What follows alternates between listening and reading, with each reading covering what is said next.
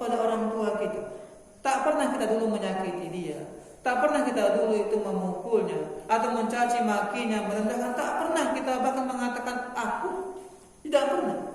Tapi kenapa hari ini anak kita durhaka sama kita? Kenapa? Nah Bapak Ibu, inilah namanya cobaan, ujian dari Allah Subhanahu wa Ta'ala. Kita tidak lebih baik daripada Nabi Nuh alaihissalam. Itu seorang nabi. Tapi anak-anak Kanaan durhaka kepada dia. Tak mau mentaati perintahnya.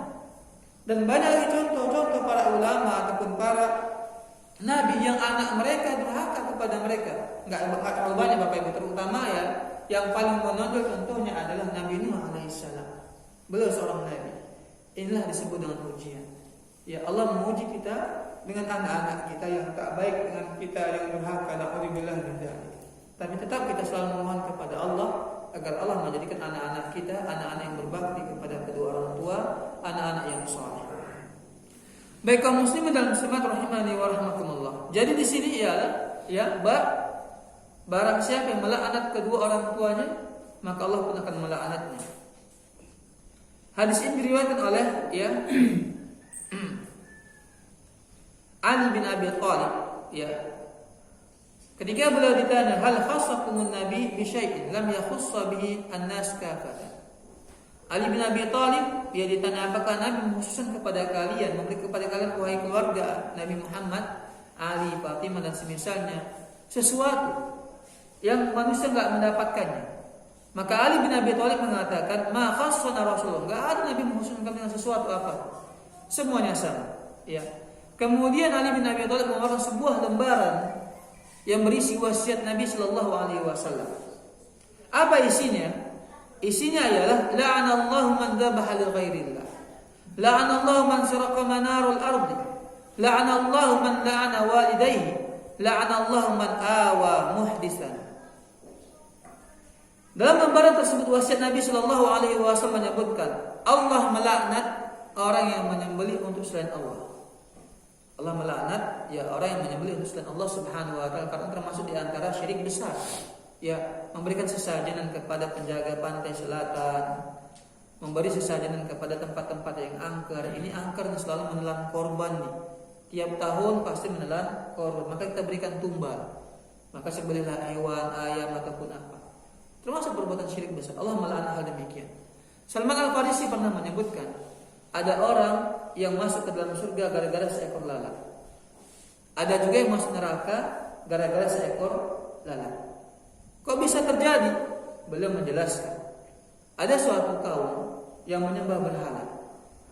Dan mereka mewajibkan siapa saja yang melewati perkampungan mereka wajib memberikan tumbal ataupun sesembelihan sesajenan kepada berhala mereka ini.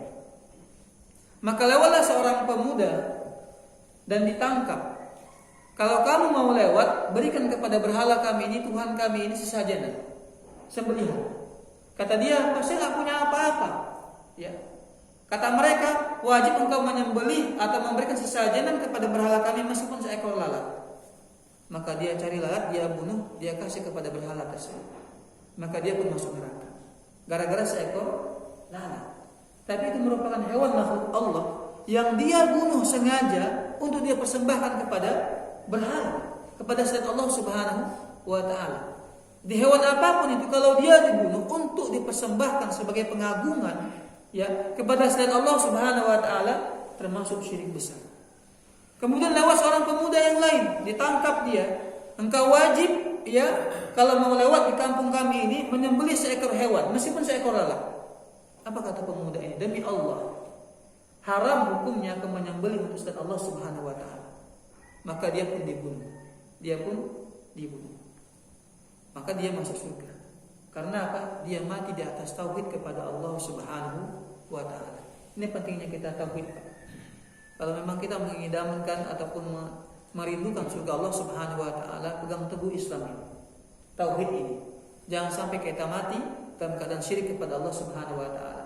Meskipun pedang terhunus di leher kita, dipaksa kita untuk menyembah berhala, dipaksa kita untuk berbuat syirik kepada Allah Subhanahu wa taala, jangan mau.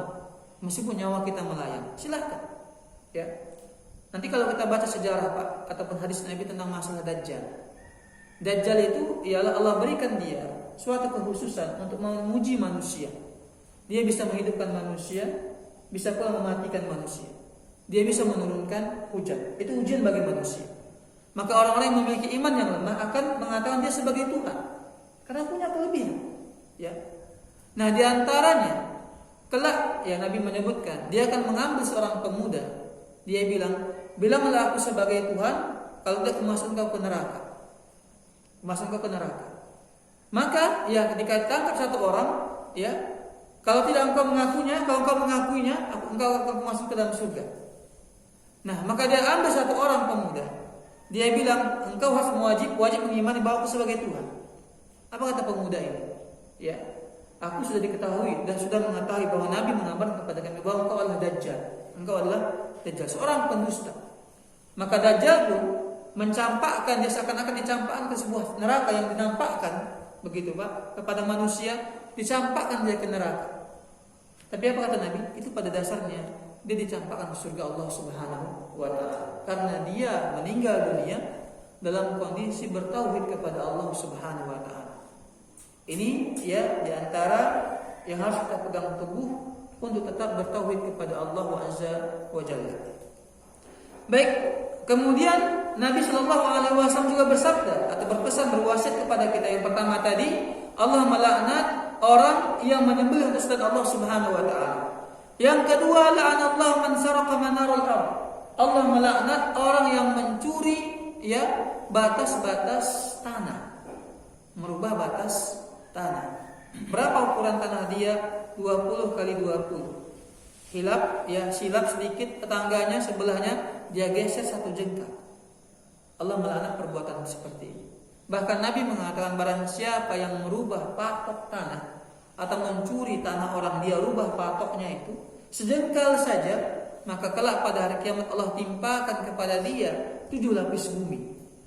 7 lapis bumi Allah timpakan kepada dia. Padahal dia hanya mencuri ya 1 jengkal tanah saja, dia rubah patoknya. Bagaimana pula kalau seandainya lebih? Kan begitu. Kecuali yang umpamanya ada tanah garapan atau tanah kosong punya orang, kita minta izin, silakan. Ya, sudah diizinkan, kita manfaatkan. Ataupun kita punya tanah, kemudian kita ukur ulang ternyata salah, kita rubah, tapi tentunya dengan ya ada pengetahuan tetangga sebelah kita. Ya, ini memang salah satu yang sangat banyak terjadi, Pak. Padahal cuma 1 jengkal. Ya banyak ya keluarga kita ada yang punya tanah begitu, tapi nggak pernah diurus. Dia lihat ternyata sudah jauh jarak patok pertamanya itu dari patok sebelumnya begitu. Sampai beberapa meter, 1 meter ada yang kalau tidak salah. Berubah patoknya. Ya. Nanti kalau kita bilang, ya lihatlah patoknya ini, gitu. Kan segini dia, apalagi kan gitu. Ini kan batasnya pohon pisang. Kan begitu Pak di masyarakat kita Pak. Ada menggunakan patok, ada menggunakan pohon pisang. Masalahnya apa? Pohon pisang tersebut digeser terus, ya sama tetangga, sehingga akhirnya makin lebar. Ya makin lebar, tanah sebelahnya berkurang. Memang sedikit Pak, memang masalah, tapi masalahnya ialah Allah kelak pada timpakan kepada dia 7 lapis bumi. 7 lapis bumi. Janganlah gara-gara sejengkal tanah ataupun 1 jari kita rubah patoknya, mengakibatkan mendapatkan laknat dari Allah Subhanahu wa taala. Kemudian wasiat Nabi berikutnya ialah la'anallah man la'ana walidayhi. Allah melaknat orang yang melaknat kedua orang tuanya. Ya Allah laknat dia ketika dia mencaci orang tuanya, mengatakan orang tua terkutuk, terlaknat dan semisalnya, Allah pun melaknat dia. Jika Allah sudah melaknat dia, maka dia jauh daripada rahmat Allah Subhanahu wa taala. Yang terakhir, la'anallahu man awa muhdisan. Allah melaknat orang yang melindungi pelaku dosa, pelaku kejahatan. Ini hati-hati Pak. Terutama orang mungkin di antara kita yang berprofesi sebagai pengacara. Mungkin enggak ada Pak ya, atau kalau kita punya keluarga dan teman. Pengacara itu tidak boleh dia membela orang jahat. Jelas-jelas dia itu membunuh. Kenapa harus dibela? Ya. Nah, saya pernah berdiskusi kepada seorang pengacara. Saya bilang, kenapa dibela pembunuh? Jelas dia membunuh orang. Ya, 3-4 orang sekeluarga dia bunuh, kenapa dibela? Dan Nabi menyebutkan Allah melaknat orang membela atau melindungi pelaku dosa, pelaku kejahatan. apa keadaan dia, kita itu sebenarnya bukan membela, tapi meringankan ya hukuman dia. Sama saja sebenarnya. Ya, sama saja. Jangan sampai memberikan nafkah yang tidak halal kepada keluarga kita dengan cara jalan seperti ini. Dan termasuk juga membela pelaku kejahatan ialah tahu kita ini keluarga kita berbuat jahat, umpamanya apa, pengedar narkoba, ya, penjual narkoba, kita lindungi daripada menangkap, polisi mencari dia, menangkap dia, kita lindungi di antara perbuatan yang dilaknat Allah Subhanahu wa taala. Tujuan dia supaya ditangkap ya agar semoga pengedar narkoba itu berkurang umpamanya, ataupun dia mendapatkan efek jerah daripada perbuatan dia. Nah, sebenarnya secara hukum Islam itu lebih berat lagi sebenarnya hukuman bagi dia. Tapi negara kita hanya sekedar ditangkap kemudian dihukum, kan begitu. Intinya adalah di sini Allah melaknat orang yang melindungi pelaku kejahatan, ya maka mendapat laknat dari Allah Subhanahu wa taala. Baik, Bapak Ibu sekalian, para orang tua saya rahimani wa rahimakumullah, ini mungkin kajian kita, pembahasan kita, semoga bermanfaat. Kalau ada pertanyaan Pak ataupun yang perlu kita diskusikan, silahkan ditanyakan. Wallahu taala a'lam. Ya. Saya diskusikan di kajian pagi itu. Apa itu Pak? Aku anak